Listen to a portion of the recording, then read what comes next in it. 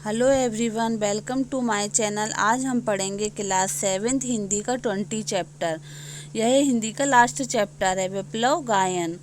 और इस कविता में कवि ने रूढ़ियों, प्रथाओं, कुरीतियों, विकास एवं गतिशीलता के पद पर आगे होने को प्रेरित करती है कविता। और यह जो कविता है बालकृष्ण शर्मा नवीन इनके द्वारा लिखी गई हुई है। और इस कविता में कवि कहते हैं कि कभी कुछ ऐसी तान सुनाओ जिससे उथल पुथल मच जाए, एक हिलोर इधर से आए, एक हिलोर उधर से आए, सावधान मेरी वीणा में चिंगारियां आन बैठी हैं, टूटी है मिजरावे उंगलियां दोनों मेरी ऐठी हैं। तो इसमें तान का मतलब होता है गीत, और उथल पुथल का मतलब होता है हलचल, और हिलोर का मतलब होता है लहर। और इसमें मिजरावे का मतलब होता है जब वीणा बजाते समय उंगलियों में पहनते हैं ना, उसको मिजरावे कहते हैं। और ऐंठी का मतलब होता है अकड़ी। तो इस कविता में कवि कहते हैं कि अब क्रांति के ऐसे गीत गाने की आवश्यकता है जिससे जीवन रूपी वीणा में चिंगारियां पैदा हो सकें और शांति नष्ट हो। और मतलब इसका मतलब हुआ कि परिवर्तन की हिलोरी से सब कुछ अस्त व्यस्त हो जाए और उससे सब कुछ नया विकसित हो जाए। क्रांति का यह गीत वर्तमान व्यवस्था को छिन भिन कर महान परिवर्तन की शुरुआत कर सके। मतलब जो भी समय चल रहा है तो उसमें हम बदलाव ला सकें, उसके लिए क्रांति के गीत गाने की आवश्यकता है। कंठ रुखा है महानाश का, मारक गीत रुद्ध होता है, आग लगेगी क्षण में हत्तल में अब शुद्ध युद्ध होता है, झाड़ और झंडाल दग्ध है इस ज्वलंत गायन के स्वर से, रुद्ध गीत की क्रुद्ध तान है निकली मेरे अंतरतर से। तो इसमें कवि कहना चाहते हैं, मतलब कंठ का मतलब होता है गला, कंठ को गला कहते हैं। और महानाश का मतलब होता है भयंकर। और मारक गीत का मतलब होता है विनाश का गीत। और रुद्ध का मतलब होता है रुका, और क्षण का मतलब होता है पल। और हत्तल का मतलब होता है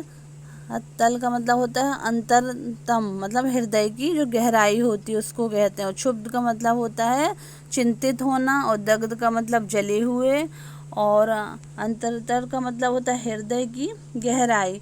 तो इसमें कवि कहते हैं कि क्रांति के गीत से जो परिस्थितियां उत्पन्न होती हैं, अगर क्रांति करते हैं, गीत गाते हैं लोग क्रांति के, और उसमें जो परिस्थिति उत्पन्न होती हैं तो उनसे महाविनाश का कंठ रुक जाता है और मृत्यु का गीत अवरुद्ध हो जाता है। मतलब परिवर्तन की मांग जब भी उठती है तो उतनी ही तेजी से उसके दमन का प्रयास आरंभ होता है, परंतु कवि कहता है कि अवरोध अधिक तक रुकने वाला नहीं होता है। और हृदय में अगर वर्तमान व्यवस्था के प्रति आक्रोश उत्पन्न हो चुका है तो क्षण भर में सब कुछ भस्म कर देगा।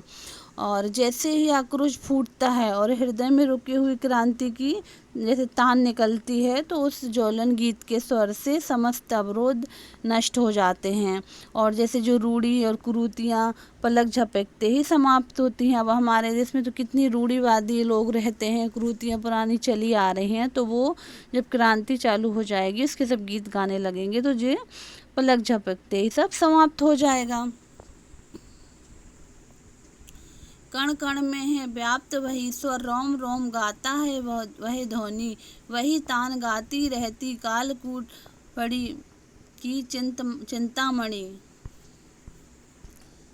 आज देख आया हूँ जीवन के सब राज समझ आया हूँ, भ्रू विलास में महानाश के पोषक सूत्र परख आया हूँ।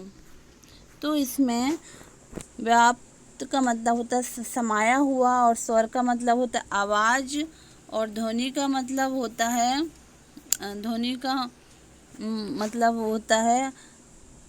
ध्वनि यानी स्वर, और कालकूट का मतलब विष, और फणी का मतलब होता है शेषनाग, और चिंतामणि का मणि मतलब एक प्रकार का एक रत्न होता है जो शेषनाग के पास रहता है। और राज यानी रहस्य, और भ्रूविलास आने होता है भ्रकुटी का इशारा।